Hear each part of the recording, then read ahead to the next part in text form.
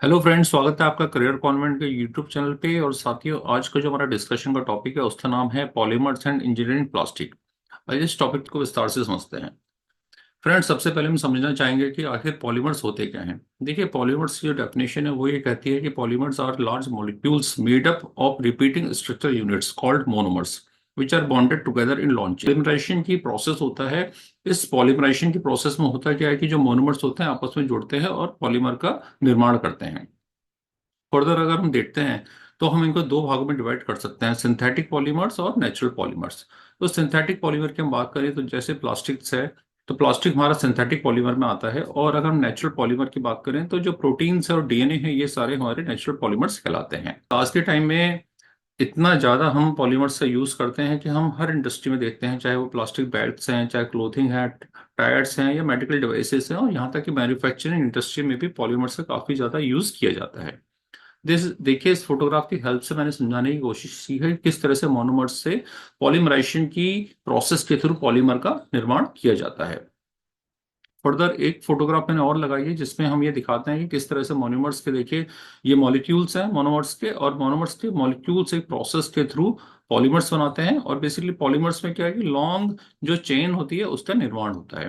Further in polymers की help से हम डिफरेंट तरह के जो प्रोडक्ट्स होते हैं, जैसे ऑटोमोबाइल में प्लास्टिक के प्रोडक्ट्स यूज होते हैं, शॉपिंग बैग्स हैं, बॉटल्स हैं, डिफरेंट और तरह के काफी सारी तरह के प्रोडक्ट्स जो हैं with the help of polymer हम बना पाते हैं। साथियों, इस तरह से हम ये समझ पाते हैं कि पॉलीमर्स की डेफिनेशन से कि बेसिकली मोनोमर्स है और मोनोमर्स से ही पॉलीमराइजेशन की प्रोसेस के थ्रू हम पॉलीमर का निर्माण करते हैं, और फर्दर पॉलीमर को प्रोसेस करके हम डिफरेंट तरह के प्रोडक्ट्स में इसका यूज करते हैं। फ्रेंड्स, अब हम ये समझते हैं कि जो पॉलीमर्स होते हैं कितने तरह के होते हैं। देखिए, पॉलीमर्स को हम बेसिकली क्लासिफाई करते हैं उसके ओरिजिन, स्ट्रक्चर और बिहेवियर के हिसाब से। तो जैसे मैंने आपको पीछे बताया था कि नेचुरल पॉलीमर्स होते हैं, तो आइए सबसे पहले हम नेचुरल पॉलीमर्स को समझना चाहेंगे। नेचुरल पॉलीमर की बात करते हैं तो ये हमें नेचर से मिलते हैं। और जो इसके इंपॉर्टेंट एग्जांपल्स होते हैं उसमें प्रोटीन्स, सेलुलोज और नेचुरल रबर्स आते हैं।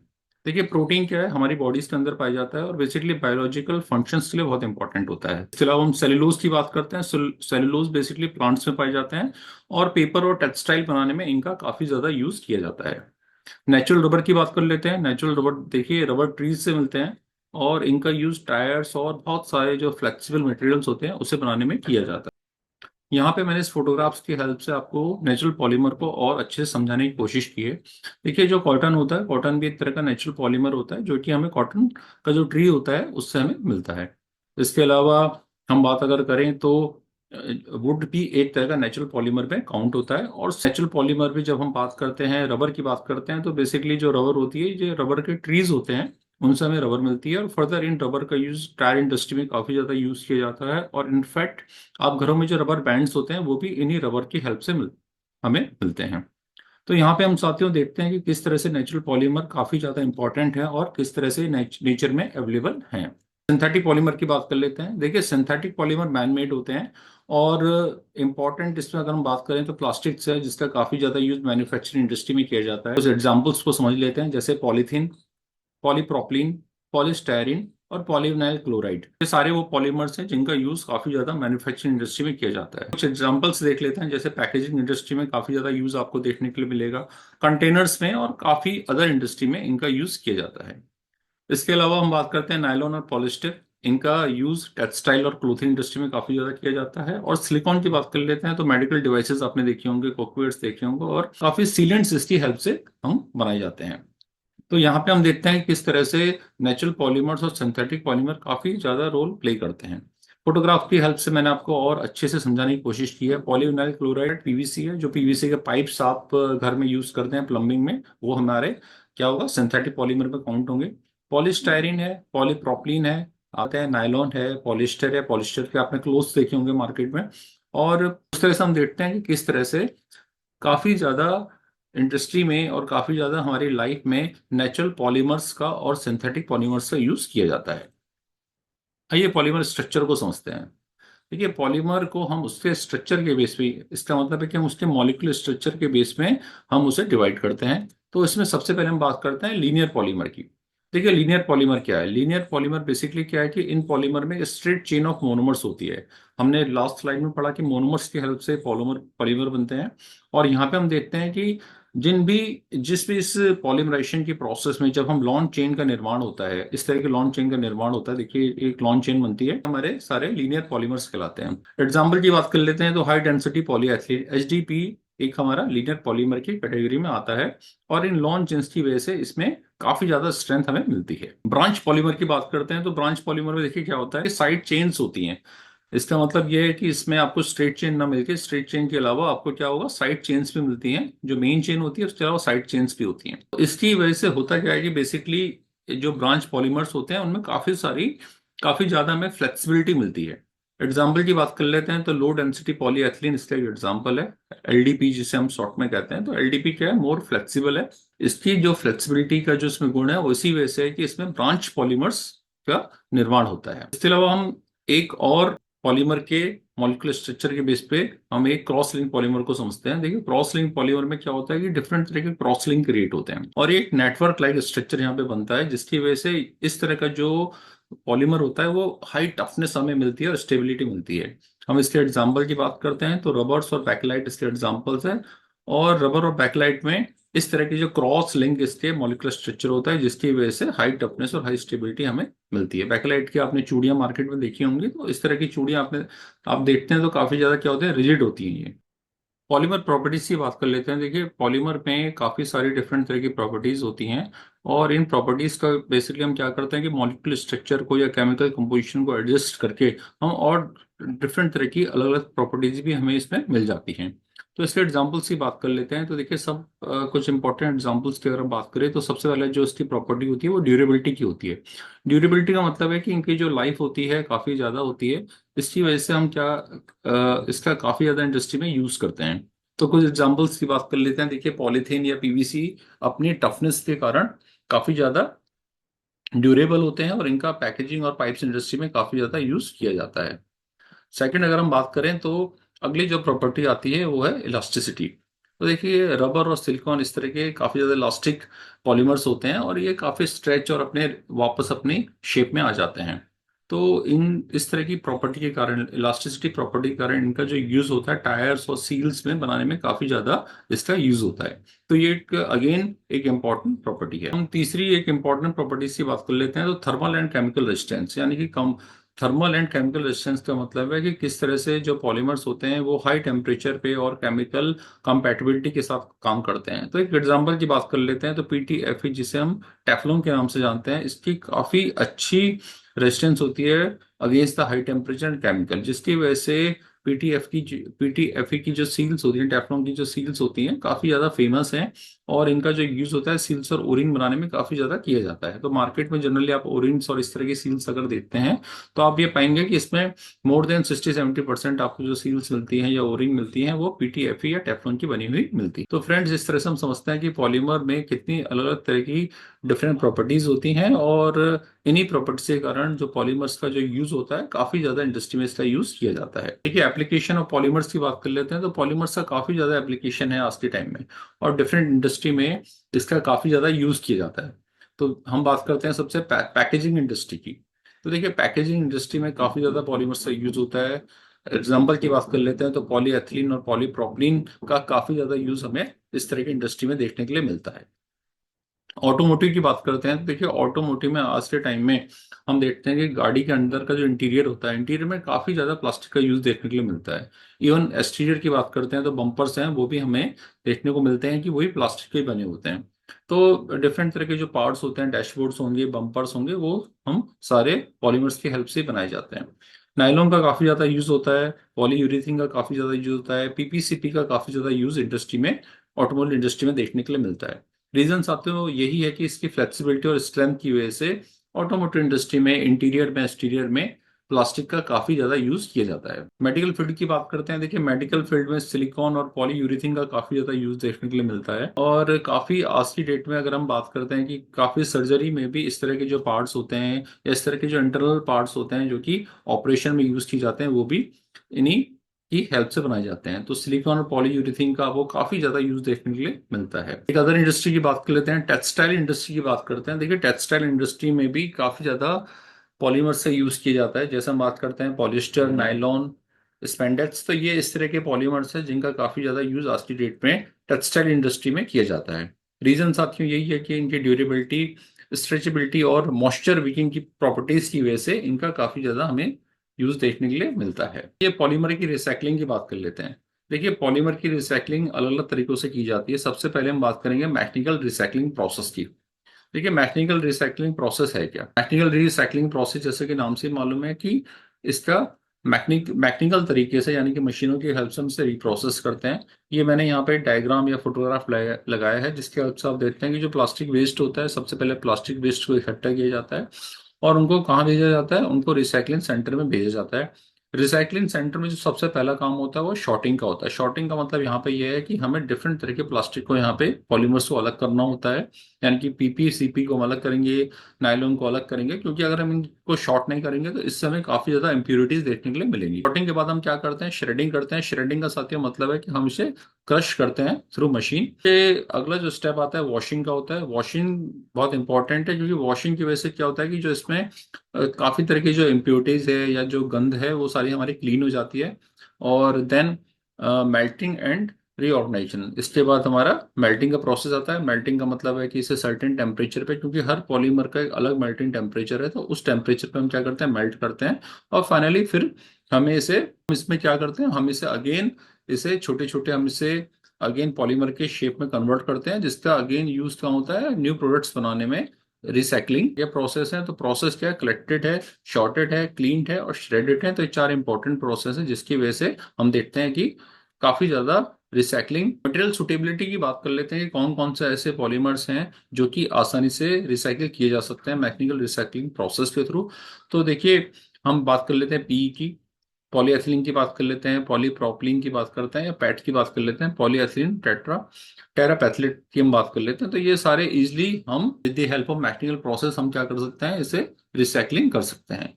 इसमें कुछ चैलेंजेस भी होते हैं, आइए चैलेंजेस की बात कर लेते हैं। देखिए चैलेंजेस, सबसे बड़ा जो चैलेंज है वो है पॉलीमर डिग्रेडिंग का। क्योंकि हर बार क्या होता है कि जब आप पॉलीमर को रिसाइकलिंग प्रोसेस के थ्रू गुजारते हैं तो इसकी जो प्रॉपर्टीज होती है वो धीरे धीरे डिग्रेड होना शुरू हो जाता है। डिग्रेड होने की वजह से क्या होता है कि इसका जो यूज है वो को बनाने में इसे यूज करें।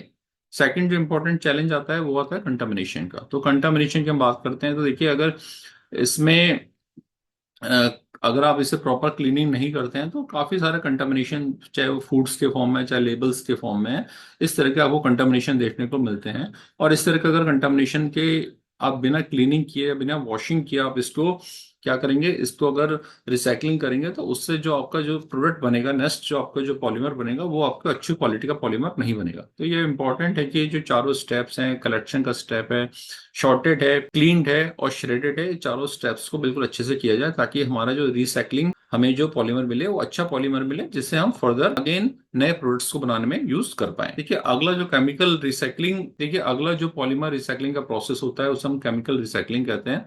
और केमिकल रिसाइकलिंग की अगर हम बात करें तो केमिकल रिसाइकलिंग में बेसिकली होता क्या है कि पॉलीमर को अगेन मोनोमर्स में ब्रेक डाउन किया जाता है। और इसकी हेल्प से क्या होता है कि इसकी जो एडवांटेज हमें ये मिलती है कि इसमें जो कॉम्प्लेक्स पॉलीमर्स होते हैं वो भी हम ब्रेक डाउन कर पाते हैं। क्योंकि देखिए जो मैकेनिकल रिसाइकलिंग है उसका एक लिमिटेशन है। उसका लिमिटेशन है कि पूरा मैकेनिकल प्रोसेस है, वहां पे हम क्या कर रहे हैं कि पॉलीमर को पॉलीमर फॉर्म में ही रहने देते हैं और उसको क्लीनिंग, कटिंग, श्रेडिंग के थ्रू से रिसाइकिल करते हैं। लेकिन केमिकल कंपोजिशन में क्या है कि हम केमिकल का यूज करते हैं। तो देखिए यहाँ पे एक फोटोग्राफ मैंने लगाया गया है। तो तो देखिए यहाँ पे एक फोटोग्राफ लगा हुआ है जिसकी हेल्प से आप इसे अच्छे से समझ पाएंगे। प्लास्टिक वेस्ट है, मैकेनिकल रिसाइकलिंग हो रही है और मैकेनिकल रिसाइकलिंग के थ्रू रीयूज हो रहा है। तो ये सिंपल प्रोसेस है। लेकिन केमिकल रिसाइकलिंग की बात करें तो केमिकल रिसाइकलिंग में क्या होता है कि हम फोसिल रिसोर्स की हेल्प, सबसे पहले हम क्या करते हैं? फोसिल रिसोर्स की हेल्प से हम क्या करते हैं कि इन पॉलीमर को मोनोमर से ब्रेक करते हैं और फिर अगेन मोनोमर से दोबारा पॉलीमर बनाते हैं। फिर पॉलीमर्स जब ये बनता है तो तब इसका यूज प्लास्टिक प्रोडक्ट्स बनाने में होता है। तो यहाँ पे क्या है कि तीन स्टेप का प्रोसेस हो रहा है। फॉसिल रिसोर्स की हेल्प से, जो कि कैटलिस्ट है यहाँ पे काम करेंगे, फॉसिल रिसोर्स की हेल्प से सबसे पहले हम पॉलीमर्स को ब्रेक डाउन करेंगे मोनोमर्स में, और अगेन फिर मोनोमर्स को हम पॉलीमराइजेशन थ्रू प्रोसेस के थ्रू पॉलीमर में कन्वर्ट करेंगे। तो ये एक इम्पॉर्टेंट प्रोसेस है। और इसका एडवांटेज है कि इसमें जो क्रिटिकल जो ऐसे प्लास्टिक्स होते हैं या ऐसे पॉलीमर्स होते हैं जो कि इजीली रिसाइकिल नहीं हो पाते मैकेनिकल प्रोसेस थ्रू, वो भी इसमें प्रोसेस हो जाते हैं। देखिए, मटेरियल सुटेबिलिटी की बात कर लेते हैं कि कौन कौन से पॉलीमर इस प्रोसेस के थ्रू रिसाइकिल हो सकते हैं। तो इसका वाइड रेंज के पॉलीमर्स है, या इसका वाइड रेंज के पॉलीमर्स का मतलब ये है कि ये हर तरह के पॉलीमर्स को रिसाइकिल कर सकते हैं केमिकल रिसाइकलिंग के प्रोसेस के थ्रू। और उस तरह के जो प्लास्टिक्स होते हैं जिसमें मल्टी लेयर पैकेजिंग का या पॉलीस्टायरीन, इस तरह के जो प्लास्टिक हैं या इस तरह के जो पॉलीमर्स हैं, वो भी इस प्रोसेस के थ्रू इजिली रिसाइकिल हो सकते हैं। चैलेंजेस की बात कर लेते हैं। देखो, चैलेंजेस ये है कि इसमें एनर्जी और इंफ्रास्ट्रक्चर की रिक्वायरमेंट ज़्यादा होती है, क्योंकि यहाँ पे आप क्या कर रहे हैं कि पूरा एक केमिकल प्रोसेस के थ्रू आपसे गुजार रहे हैं। तो यहाँ पे ऑब्वियस बात है, आपको एनर्जी भी ज़्यादा चाहिए और इंफ्रा भी आपको यहाँ पे ज़्यादा चाहिए। जबकि होता क्या है कि मैकेनिकल रिसाइकलिंग में इतने इंफ्रा की रिक्वायरमेंट नहीं होती है। यही वजह है साथियों कि इस तरह का जो केमिकल रिसाइकलिंग का है, ये अभी काफी ज्यादा यूज नहीं किया जाता है, काफी लिमिटेड स्कोप में इसमें काम किया जाता है। पॉलीमर रिसाइकलिंग का जो थर्ड प्रोसेस है उसे हम एनर्जी रिकवरी प्रोसेस कहते हैं। तो देखिए, यहाँ पे होता क्या है, बेसिकली यहाँ पे पॉलीमर जो होता है, पॉलीमर को, प्लास्टिक वेस्ट को हम क्या करते हैं, बर्न करते हैं। बर्न जब हम करते हैं तो इससे हमें दो चीजें मिलती हैं। स्टीम मिलती है, स्टीम की हेल्प से हमें यहाँ पे इलेक्ट्रिसिटी मिलेगी, और डेफिनेट इलेक्ट्रिसिटी हमें मिलेगी तो यहाँ में हमें यहाँ पे प्रॉफिट जनरेट होता है। बट साथ में होता क्या है, फ्लू गैसेज भी जनरेट होती हैं। तो जब ये फ्लू गैसेज जनरेट होती हैं तो फ्लू गैसेज हमारे इन्वायरमेंट को हार्म करती हैं। तो यहाँ पे हमारे पास दो ऑप्शंस होते हैं कि हम फ्लू गैसेस को अगेन हम कन्वर्ट करें, किसमें, एनर्जी में कन्वर्ट करें, और वहां से हम प्रॉफिट उठाएं। और दूसरा है कि इस फ्लू गैस का जो ट्रीटमेंट है वो हम प्रॉपरली करें। अदरवाइज क्या होगा कि अगर हम ट्रीटमेंट नहीं करते हैं तो जो इन्वायरमेंट है, इन्वायरमेंट के लिए प्रोसेस सही नहीं है। तो इम्पोर्टेंट यहाँ पे यही चीज आती है कि एनर्जी रिकवरी हम यहाँ पे पॉलीमर रिसाइकलिंग के थ्रू कर रहे हैं। तो किस तरह से हम ज्यादा से ज्यादा पॉलीमर को इस तरह से प्रोसेस करें कि हम उसे एनर्जी में कन्वर्ट कर पाए, और उसमें उसे फ्लू गैसेस को हम अनट्रीटेड, या हम उसे इस तरह से ना छोड़े कि वो हमारे इन्वायरमेंट के लिए हार्मफुल हो। यहाँ पे हम डिस्क्रिप्शन जैसे मैंने आपको दिखाया भी है कि यहाँ पे एनर्जी प्रोड्यूस होती है। और हार्मफुल ये इसलिए है कि इसमें क्या है कि basically green house gases generate होती हैं जो कि हमारे इन्वायरमेंट के लिए हार्मफुल है।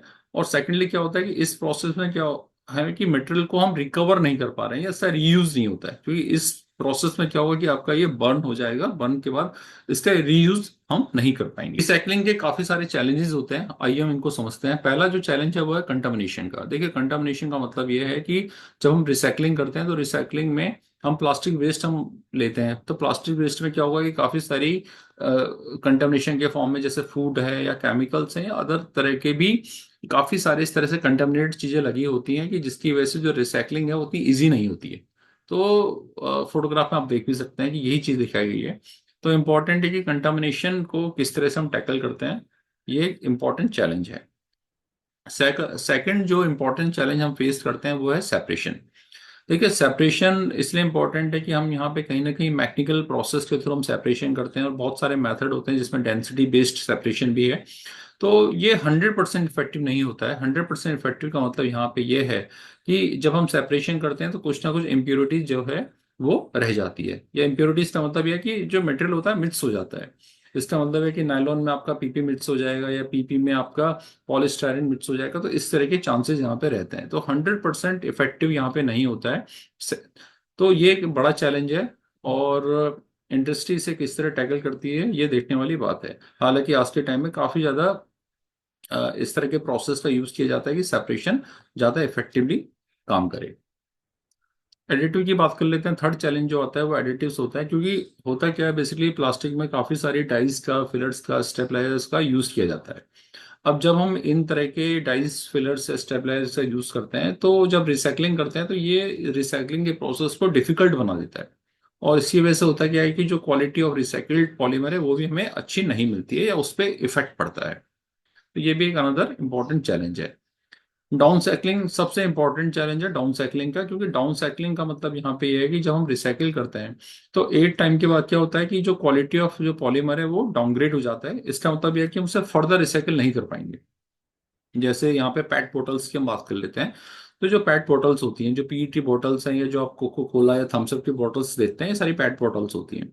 तो जब हम इसे रिसाइकिल करते हैं तो इसका जो रीयूज हम दोबारा से बॉटल्स बनाने में नहीं करते हैं, क्योंकि वो क्या होगा कि वो डाउनग्रेड होगा, और उसकी वजह से कहीं ना कहीं जो उसके अंदर हम जो बेसिकली आप जो लिक्विड ले रहे हैं वो कंटामिनेटेड हो जाएगा, जो फूड आप यूज कर रहे हैं वो कंटामिनेटेड हो जाएगा, और वो आपके बहुत सिंपल है कि आपकी हेल्थ के लिए भी वो सही नहीं होगा।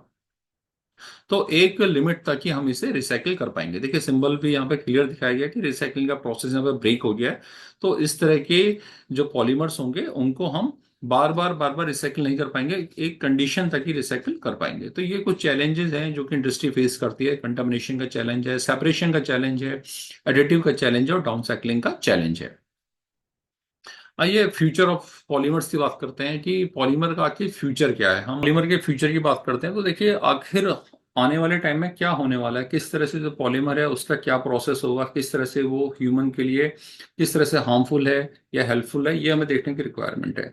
तो आज के टाइम पे जब हम बात करते हैं तो तीन चीजें बहुत इंपॉर्टेंट है जिसमें हम बात करते हैं: बायोडिग्रेडेबल की, कंपोस्टेबल की, और रिसाइकेबल की। तो इसका मतलब यह है कि जो भी प्लास्टिक या जो भी पॉलीमर आगे फ्यूचर में बनने वाला है वो इस तरह से बनना चाहिए कि उसमें तीन चीजें इंपॉर्टेंट हम ध्यान रखें। बायोडिग्रेडेबल का मतलब ये होता है कि वो एनवायरनमेंट में आपका घुल जाए। घुल जाने का मतलब है कि जिस तरह से अगर अगर वो आपके मिट्टी में पड़ा हुआ है तो ओवर द टाइम, समय के साथ साथ ही वो मिट्टी के साथ मिट्टी बन जाए। राइट। तो ये इस तरह का जो गुण होता है वो बायोडिग्रेडेबल गुण कहलाता है, क्योंकि बायोडिग्रेडेबल का मतलब ये है कि वो एनवायरनमेंट के साथ ही मिक्स हो गया। कंपोस्टेबल की बात कर लेते हैं तो आज के टाइम में काफी सारे इको फ्रेंडली पॉलीमर पे काम हो रहा है। जैसे हम बात करते हैं और स्टार्च से भी आज के टाइम में पॉलीमर बनने शुरू हो गए हैं।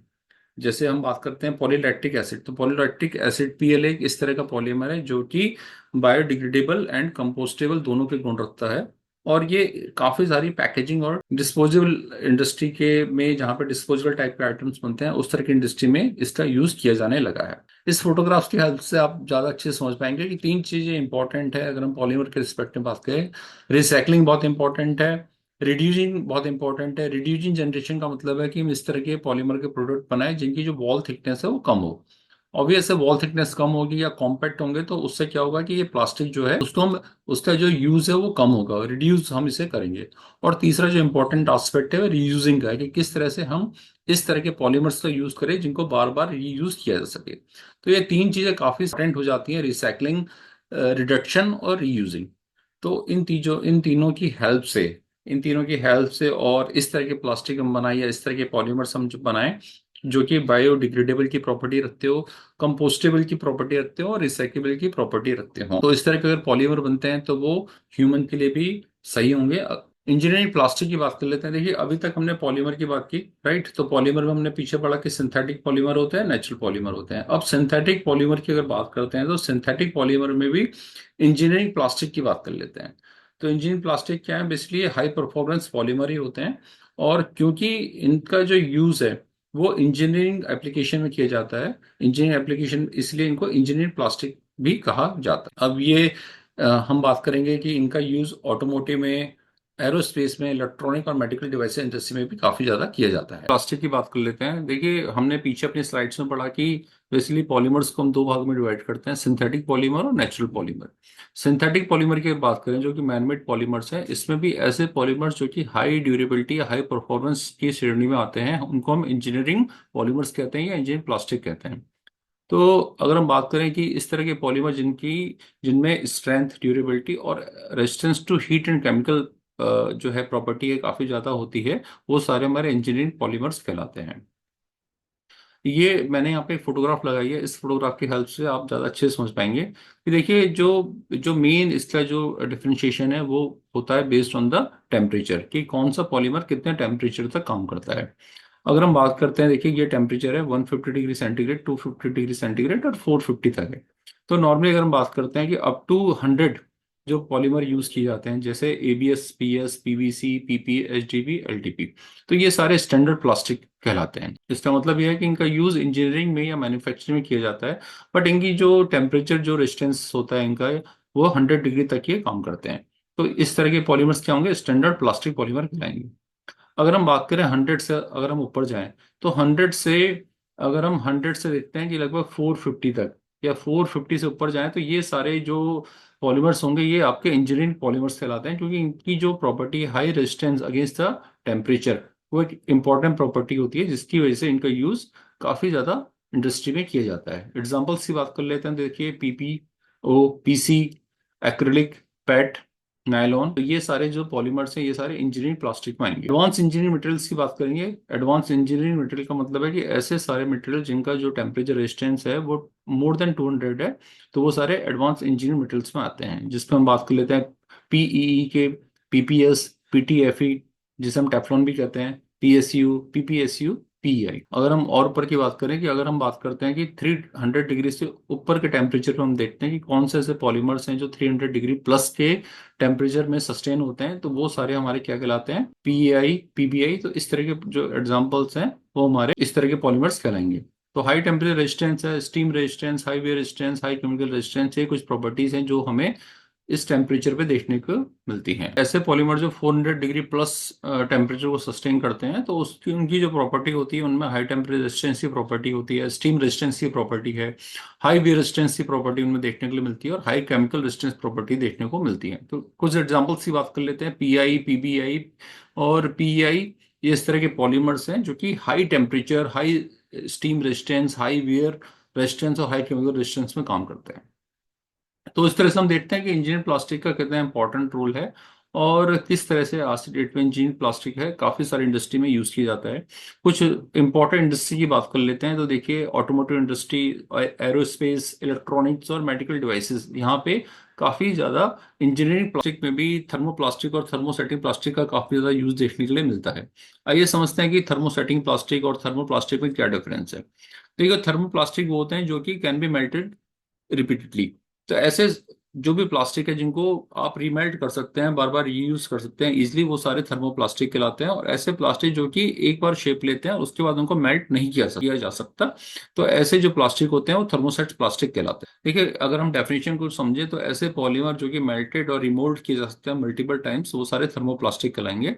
और एग्जाम्पल्स की बात कर लेते हैं, तो पीईटी, एचडीपी, एलडीपी, पीपी और पीवीसी ऐसे प्लास्टिक हैं जो कि इजिली रिसाइकिल हो सकते हैं, और इनको ये थर्मोप्लास्टिक की श्रेणी में आते हैं। थर्मोसेटिंग प्लास्टिक की बात कर लेते हैं, तो थर्मोसेटिंग जो प्लास्टिक होते हैं हार्डेंड, दे कैनॉट बी रिमेल्टेड और रीशेप्ड। तो एक बार हार्ड हो जाते हैं तो उसके बाद उनको रीमेल्ट या रीशेप नहीं किया जा सकता। एग्जाम्पल्स की बात करते हैं, तो देखिए एपॉक्सी है, फेनोलिक रेजेंस है, पॉलीयूरिथीन है, ये इस तरह के प्लास्टिक हैं जो थर्मोसेट प्लास्टिक की श्रेणी में आते हैं।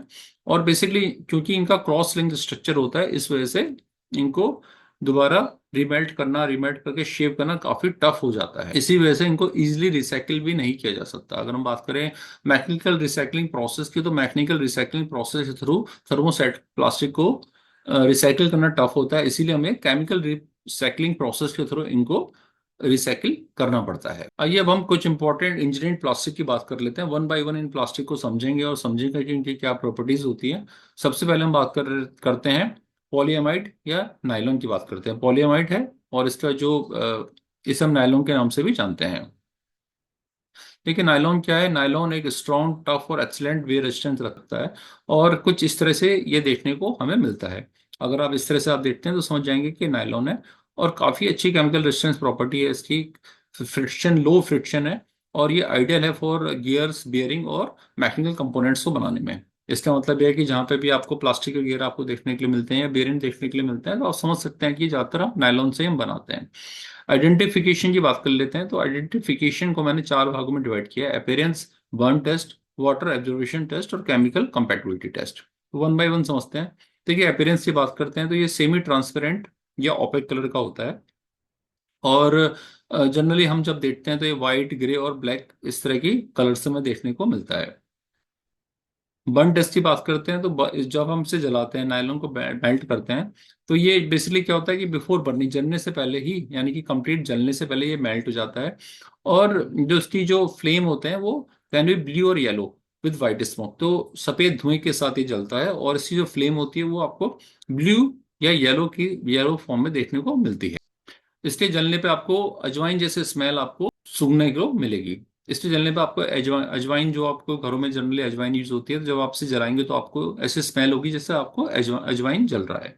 तो इस तरह की इसमें स्मेल आती है। वाटर एब्जॉर्प्शन की बात कर लेते हैं, तो नायलॉन जो है वाटर को एब्जॉर्ब करता है या वाटर या मॉइस्चर को एब्जॉर्ब करता है, जिसकी वजह से टेम्निशल जो स्टेबिलिटी होती है वो चांसेस है कि वो डिस्टर्ब हो जाती है। केमिकल कंपैटिबिलिटी की बात कर लेते हैं, तो काफ़ी ज़्यादा केमिकल कंपैटिबल है। और डिफरेंट तरह के हाइड्रोकार्बन्स हैं, अल्कोहल्स है, कीटोन्स हैं, पेट्रोल, ऑयल, लुब्रिकेंट्स। तो इस तरह से काफ़ी सारे हाइड्रोकार्बन्स के अगेंस्ट में से केमिकल कंपैटिबिलिटी इसकी देखने को मिलती है। और अगर हम इंडस्ट्री की बात करें तो nylon is one of the important polymer जो कि काफ़ी ज़्यादा यूज़ किया जाता है। आइए पॉलीकार्बोनेट के बारे में समझते हैं। पॉलीकार्बोनेट बेसिकली क्या होता है कि पॉलीकार्बोनेट इस तरह का आपको देखने के लिए मिलता है। ये इस तरह की, आप जब आप देखेंगे तो इस तरह के आपको इस तरह अपीयरेंस देखने को मिलेगा। हाई इम्पैक्ट स्ट्रेंथ इसकी होती है, ट्रांसपेरेंट होता है और एक्सीलेंट हीट रेजिस्टेंस भी इसकी होती है। इसका जो यूज होता है वो ऑटोमोटिव लाइटिंग में, सेफ्टी ग्लासेस में और इलेक्ट्रॉनिक कंपोनेंट बनाने में काफी ज्यादा इसका यूज देखने के लिए मिलता है। आइडेंटिफिकेशन की बात करते हैं तो टिपिकली ये क्लियर होता है, यानी कि आपको उसका क्लियर फॉर्म देखने को मिलती है। और इसके जो प्रोडक्ट होते हैं वो इजीली स्क्रैच हो जाते हैं, यानी कि उस पर स्क्रैच आपको टम्बलर देखने को मिलते हैं या आपको ऐसे ग्लास मिलते हैं जो घरों में यूज होते हैं, तो वो भी पीसी के बनाए जाते हैं, पॉलीकार्बोनेट के बनाए जाते हैं। देखिए बर्न टेस्ट की अगर इसकी बात करते हैं तो ये धीरे धीरे जलता है, येलो फ्लेम के साथ धीरे धीरे जलता है और एक स्वीट ऑर्डर देता है, यानी कि आपको ऐसा मीठी मीठी खुशबू आपको देखने को या सूंघने को मिलती है। ये ड्रिप्स जब ये जलता है तो ये क्या होता है, गिरता है, जल के नीचे गिरता है, लेकिन कंप्लीटली पूरी तरह से नहीं जलता है। करते हैं तो जो पॉलीकार्बोनेट होता है वो एक्रेलिक या ग्लास के कंपेयर में इजीली स्क्रैच होता है। कंपैटिबिलिटी की बात करते हैं तो अगर हम केमिकल कंपैटिबिलिटी की बात करें तो एसिड्स, अल्कोहल और डिफरेंट तरह के हाइड्रोकार्बन्स हैं, उनकी प्रति इसकी अच्छी कंपैटिबिलिटी होती है। अगला पॉलीमर हमारा है पॉन्ग, ये जिसे हम एसिटेल भी कहते हैं। और एसिटेल क्या है, बेसिकली गुड डायमेंशनल स्टेबिलिटी इसमें देखने के लिए हमें मिलती है और एक्सीलेंट वेयर रेजिस्टेंस इसमें हमें देखने को मिलती है। इसका काफी ज्यादा यूज किया जाता है गियर में, बेरिंग्स और फास्टनर्स में। तो जहां भी आप देखते हैं गियर्स, बेरिंग और फास्टनर्स आपको देखते हैं तो आपको वहां पे एसिटेल का यूज देखने को मिलेगा। आइडेंटिफिकेशन की बात कर लेते हैं तो टिपिकली ये आपको ओपेक व्हाइट, ब्लैक और बेज इस तरह के कलर्स में आपको मिलता है। बर्न टेस्ट की बात करते हैं तो देखिए ब्लू फ्लेम के साथ जलता है और इसका जो ऑर्डर होगा, यानी कि जो इसकी स्मेल होगी वो फॉर्मेल्डिहाइड इसकी लाइक इसकी स्मेल होती है। और it drips as it burns, और जब ये जलता है तो ये क्या होता है कि ये बूंदों के फॉर्म में नीचे गिरता है। वाटर एब्जॉर्प्शन की बात कर लेते हैं तो इसकी जो वाटर एब्जॉर्प्शन होती है काफी कम होती है, जिसकी वजह से इसे हम नायलॉन से हम इसे देखते हैं कि नायलॉन से डिफरेंट होता है। यानी इसका मतलब साथ ही है कि एसीटेल और जो नायलॉन है लगभग सिमिलर तरह की प्रॉपर्टीज रखते हैं, लेकिन नायलॉन में एक जो ड्रॉबैक है कि वो वाटर को एब्जॉर्ब करता है, इसका मतलब है कि मॉइस्चर को एब्जॉर्ब करता है, जबकि जो एसिटेल होता है या पॉम होता है ये वाटर को एब्जॉर्ब नहीं करता। केमिकल कंपैटिबिलिटी की बात कर लेते हैं तो केमिकल कंपैटिबिलिटी देखिए इसके alcohol, aldehydes, ester, ethers, glycols, hydrocarbons, तो काफी अच्छी केमिकल कंपैटिबिलिटी हमें देखने को मिलती है। पेट्रोल इंजन, एग्रीकल्चर केमिकल, इसकी वजह से इसका काफी ज्यादा यूज किया जाता है। अब हम बात करते हैं पैट की, जिसे हम पॉलीएथिलीन टेरापैथलेट कहते हैं। इस पैट का काफी ज्यादा यूज आपको देखने को मिलता है। आपको वाटर बॉटल्स आप देखते हैं या टेक्सटाइल फाइबर्स आपको देखते हैं तो वहां पे आपको पैट का यूज आपको दिखेगा। इनफैक्ट आप जितनी आप बॉटल्स देखते हैं, आपको कोका कोला, फेंटा या जो भी आपकी ऐसी कोल्ड ड्रिंक्स की आप बॉटल देखते हैं तो वो सारी पैट मटेरियल से ही बनाई जाती है, क्योंकि ये काफी स्ट्रांग होता है, लाइट वेट होता है और काफी जो केमिकल रेजिस्टेंस भी इसका काफी अच्छा होता है। मैकेनिकल प्रॉपर्टीज भी इसकी काफी अच्छी होती है, जिसकी वजह से इसका बॉटल्स में टेक्सटाइल फाइबर और अदर मैकेनिकल पार्ट्स में इसका यूज काफी ज्यादा किया जाता है। अपीयरेंस की बात कर लेते हैं तो देखिए ट्रांसपेरेंट होता है और ओपेक दोनों फॉर्म में मिलता है, इधर या तो ट्रांसपेरेंट होगा या ओपेक फॉर्म में आपको देखने का मिलेगा। और जैसे मैंने आपको बताया कि प्लास्टिक बॉटल्स में इसका काफी ज्यादा यूज किया जाता है। बर्न टेस्ट की बात करते हैं तो इसमें येलो फ्लेम्स होंगी और ड्रिप होता है। ड्रिप मतलब ये जल के नीचे गिरेगा और इसकी जो स्मेल होती है वो स्वीट स्मेल आपको देखने को मिलती है। जब ये जलता है तो आपको हल्की हल्की मीठी मीठी स्मेल आपको आपको सूंघने को मिलेगी। केमिकल कंपैटिबिलिटी की बात करते हैं तो देखिए इसकी केमिकल हाईली रेजिस्टेंट है अल्कोहल में, हाइड्रोकार्बन्स में, ऑयल, ग्रीस और डाइल्यूटेड एसिड्स, तो काफी अच्छी कंपैटिबिलिटी इसकी देखने को मिलती है अगेंस्ट द केमिकल्स। नेक्स्ट जो हम पॉलीमर की बात करते हैं वो है हमारा टेफ्लॉन, या जिसे हम अगर हम बात करें इसे पीटीएफई के नाम से भी हम जानते हैं। कुछ इस तरह का आपको देखने के लिए मिलता है और काफी अच्छी केमिकल कंपैटिबिलिटी इसकी मिलती है अगेंस्ट द हीट केमिकल्स। और लो फ्रिक्शन कॉफिशिएंट है इसका, काफी कम लो फ्रिक्शन कॉफिशिएंट होता है। इसी वजह से इसका जो कॉमनली यूज आपको मिलता है वो non stick coatings, gasket, seals और बेरिंग बनाने में इसका आपको यूज मिलता है। आपने टेफलॉन कोटिंग का नाम सुना होगा, तो टेफलॉन कोटिंग इसी पॉलीमर्स की हेल्प से की जाती है। देखिए आइडेंटिफिकेशन की बात करते हैं तो वाइट, वैक्सी या स्मूथ होता है ये, और ये रिजिड या फ्लेक्सिबल दोनों फॉर्म में आपको मिल सकता है। बर्न टेस्ट की बात करते हैं तो ये इजीली बर्न नहीं होता है, क्योंकि इसकी जो हाई हीट रेजिस्टेंस इसकी प्रॉपर्टी होती है। इसे हाई टेम्परेचर पर ले जाते हैं तो ये डिकम्पोज होता है और हजार्डियस फ्यूम रिलीज करता है, जिसकी वजह से थोड़ा हमें कॉशन या ध्यान रखने की रिक्वायरमेंट होती है। वाटर या स्टेन रेजिस्टेंस की बात कर लेते हैं तो ये रेजिस्टेंस की बात करते हैं तो काफी अच्छी प्रॉपर्टी होती है अगेंस्ट द वाटर और स्टेन। केमिकल कंपैटिबिलिटी मैंने आपको बताया कि एसिड्स, अल्कोहल, डिटर्जेंट्स और डिफरेंट तरह के सॉल्वेंट्स के अगेंस्ट में काफी अच्छी इसकी प्रॉपर्टी होती है। बात करते हैं पीक की, ये भी एक इंपॉर्टेंट पॉलीमर है और कुछ इस तरह से आपको देखने के लिए मिलता है। हाई परफॉर्मेंस इंजीनियरिंग पॉलीमर की श्रेणी में ही आता है, और ये जो केमिकल हीट और बियर रेजिस्टेंस की प्रॉपर्टी होती है एक्सेप्शनल होती है, यानी कि इसका काफी इंपॉर्टेंट ये रोल प्ले करता है इंजीनियरिंग आइटम्स में। और इसकी वजह से इसका जो यूज होता है एरोस्पेस में, मेडिकल में और ऑटोमोटिव एप्लीकेशन में काफी ज्यादा आपको देखने को मिलता है। अपीयरेंस की बात करते हैं तो टिपिकली आपको ये या तो टैन या बेज कलर में आपको देखने को मिलता है। बर्न टेस्ट की बात करते हैं तो येलो लाइट फ्लेम के साथ ये बर्न होता है और स्वीट आपको स्मेल आपको देता है, काफी कम धुएं के साथ जलता है। हाई टेम्परेचर रेजिस्टेंस की बात कर लेते हैं तो काफी हाई टेम्परेचर रेजिस्टेंस तक ये सस्टेन करता है, और 250 तक इसमें 250 तक कोई भी डिफॉर्मेशन आपको देखने को नहीं मिलता है। तो इसका जो टेम्परेचर है वो 250 प्लस ही होता है। केमिकल कंपैटिबिलिटी की बात करते हैं तो acid base, organic solvents, hydrocarbons सबके प्रति इसकी जो केमिकल कंपैटिबिलिटी है काफी अच्छी है, जिसकी वजह से काफी ज्यादा इसका यूज किया जाता है। एबीएस की बात कर लेते हैं। एबीएस भी काफी इंपॉर्टेंट एक पॉलीमर है जिससे काफी ज्यादा यूज आपको देखने को मिलता है। इनफैक्ट ऑटोमोटिव इंडस्ट्री में जो आपके बॉडी पार्ट्स होते हैं वो काफी ज्यादा आपको एबीएस तो देखने को मिलते हैं। कलर्स की बात कर लेते हैं तो डिफरेंट कलर्स में मार्केट में अवेलेबल होता है। नेचुरल कलर्स तो ऑपेक होता है, बट कलर्स डिफरेंट पिगमेंट्स की हेल्प से हम इसे डिफरेंट तरह के कलर्स में कन्वर्ट कर सकते हैं। इजिली मोल्ड हो जाता है और काफी टफ है, इम्पैक्ट रेजिस्टेंस इसका काफी अच्छा होता है। बर्न टेस्ट की बात करते हैं तो येलो फ्लेम के साथ जलता है और स्ट्रॉन्ग केमिकल इसकी स्मेल आती है, यानी कि आपको काफी तेजी से स्मेल आपको आएगी, और जनरली जब ये जलता है तो ये ब्लैक स्मोक जनरेट करता है। फ्लेक्सिबिलिटी की बात करते हैं तो काफी अच्छी फ्लेक्सिबिलिटी होती है इसकी, बहुत अच्छा इम्पैक्ट रेजिस्टेंस से देता है। अगर हम बात करें रेजिस्टेंस की तो काफी सारे केमिकल्स हैं जिसके प्रति इसकी जो केमिकल कंपैटिबिलिटी होती है काफी अच्छी होती है, जिसमें हाइड्रोकार्बन्स हैं और वेजिटेबल्स हैं, मिनरल सॉइल्स हैं, तो सबके अगेंस्ट में ये काफी अच्छा काम करता है। इसके अलावा इसमें कुछ और प्रॉपर्टीज भी होती हैं। स्वेलिंग की प्रॉपर्टी है जो इस पर इम्पैक्ट डाल सकते हैं, तो सल्फ्यूरिक और नाइट्रिक एसिड ऐसे केमिकल्स हैं जो इस पर इम्पैक्ट डालते हैं।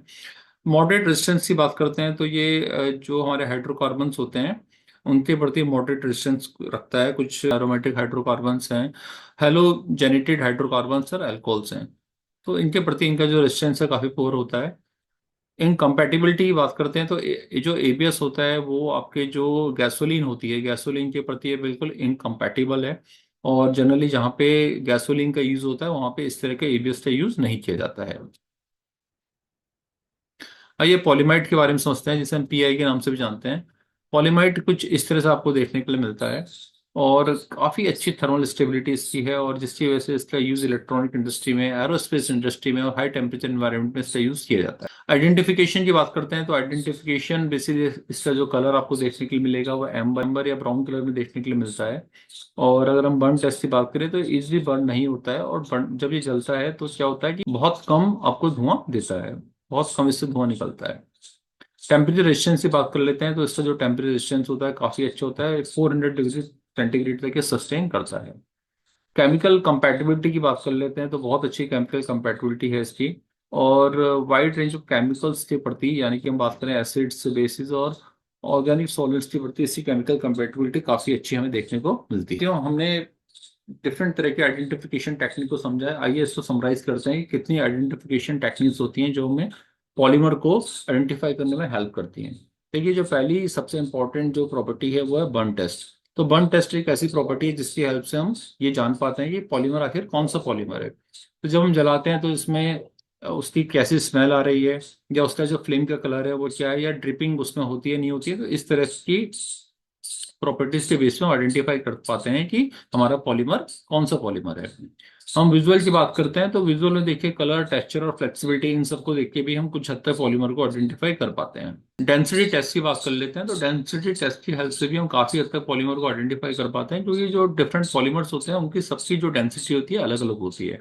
तो हम बेसिकली क्या करते हैं कि वाटर या अल्कोहल सॉल्यूशंस में इसको डिप करते हैं और ये देखते हैं कि कौन सा जो पॉलीमर है वो डिप कर जाता है, कौन सा पॉलीमर तैरता है। तो इसके बेस पे भी हम एक ये आइडेंटिफाई कर पाते हैं कि पॉलीमर की प्रॉपर्टी क्या है और पॉलीमर कौन सा पॉलीमर ये यूज हो रहा है। इंफ्रारेड स्पेक्ट्रोस्कोपी की बात करते हैं जिसे FTIR टेस्ट भी कहते हैं। तो एक तरह का ये लेबोरेटरी इक्विपमेंट है जिसमें हम ये आइडेंटिफाई कर पाते हैं कि मॉलिक्यूल जो बेसिकली जो पॉलीमर है वो कौन सा पॉलीमर है। तो इसमें बेसिकली जो मॉलिक्यूलर जो वाइब्रेशंस होते हैं, मॉलिक्यूलर वाइब्रेशंस की हेल्प से पॉलीमर का आइडेंटिफिकेशन होता है। डिफरेंट स्कैनिंग कैलोमेट्री, DSC, ये भी एक प्रोसेस है जिसमें हम ये देख पाते हैं कि कौन सा पॉलीमर को आइडेंटिफाई कर पाते हैं। तो बेसिकली वहाँ पे क्या होता है कि जो इसका मेल्टिंग पॉइंट है और जो टेम्परेचर है उसकी हेल्प से हम ये आइडेंटिफाई कर पाते हैं कि पॉलीमर कौन सा है। तो इस तरह से हम समझते हैं कि burn test, visual test, density test, infrared spectroscopy और डिफरेंट स्कैनिंग कैलोरीमीटर्स, तो ये सारे वो टेस्ट हैं जिसके हेल्प से हम ये आइडेंटिफाई कर पाते हैं कि हमारा पॉलीमर, हम कौन सा पॉलीमर यूज कर रहे हैं। ये पॉलीमर्स को आइडेंटिफाई करने का एक सिंबल, रिसाइक्लिंग सिंबल दिया गया, हम ये कह सकते हैं। तो जैसे हम देखते हैं कि जो पैट होता है, तो पैट के लिए इस 01 सिंबल यूज होता है, ये रिसाइक्लिंग सिंबल है पॉलीयूरेथीन टेरापैथलेट के लिए। तो पैट का ये सिंबल आपको देखने को मिलेगा। HDP का आपको कुछ इस तरह का सिंबल देखने को मिलता है, 2 नंबर लिखा होता है। PVC का आपको पॉलीविनाइल क्लोराइड का इस तरह का सिंबल मिलेगा जिसके अंदर 03। लो डेंसिटी पॉलीएथिलीन के लिए 4, पॉलीप्रोपिलीन के लिए 5, पॉलीस्टायरीन के लिए 6 और अदर केमिकल्स के लिए 7। तो ये सारे रिसाइकलिंग सिंबल हैं। जनरली आप देखते हैं कि जब मार्केट में आप कोई प्रोडक्ट लेते हैं तो प्रोडक्ट में आपको इस तरह का सिंबल देखने को मिलता है। तो आप इजीली आइडेंटिफाई कर पाते हैं कि जो पॉलीमर है आखिर कौन सा पॉलीमर है। उसके ऊपर अगर आप 2 सिंबल होगा तो आप समझ जाएंगे कि ये HDPE का बना हुआ प्रोडक्ट है। उसके ऊपर अगर देखते हैं कि 5, अगर ये इस तरह का सिंबल आपको देखने को मिलता है तो इजीली समझ सकते हैं कि PP का बना हुआ प्रोडक्ट है। कि इनका यूज कहाँ पे होता है, देखिए हम अगर पैट की बात करें तो पैट का यूज ड्रिंकिंग बॉटल्स में, पॉलिस्टर में, फैब्रिक में काफी ज्यादा यूज इसको देखने को मिलता है। HDP की बात करते हैं तो chemical containers, toys, milk bottles में HDP का यूज होता है। PVC की बात करते हैं तो पाइप्स में, विंडो फ्रेम्स में, डिस्पोजेबल ग्लास बनाने में PVC का काफी ज्यादा यूज आपको मिलेगा। LDP की बात करते हैं तो प्लास्टिक बैग जो आप यूज करते हैं या आप श्रिंक रैप जो यूज करते हैं, ये LDP के बने होते हैं। फूड कंटेनर्स की बात करते हैं तो food containers, medical item generally आपको PP का देखने को मिलते हैं। पैकेजिंग की बात करेंगे या कार पार्ट्स की बात करेंगे तो ज्यादातर ये आपको PSTO देखने को मिलते हैं। अदर प्लास्टिक में आपको ये सिंबल देखने को मिलता है जिससे आप समझ जाते हैं कि यह एक अदर तरह का प्लास्टिक है। हम बात करते हैं, देखिए ये सारे जो रिसाइकलिंग की बात की गई है कि जो पैट होता है वो यूजली रिसाइकिल होता है, HDP जनरली रिसाइकिल होता है और इसके अलावा PP भी जनरली रिसाइकिल होता रहता है। PVC को ऑकेजनली रिसाइकिल करते हैं, LDP कभी कभार रिसाइकिल करते हैं और अदर्स जो होते हैं वो रेयरली रिसाइकिल होते हैं।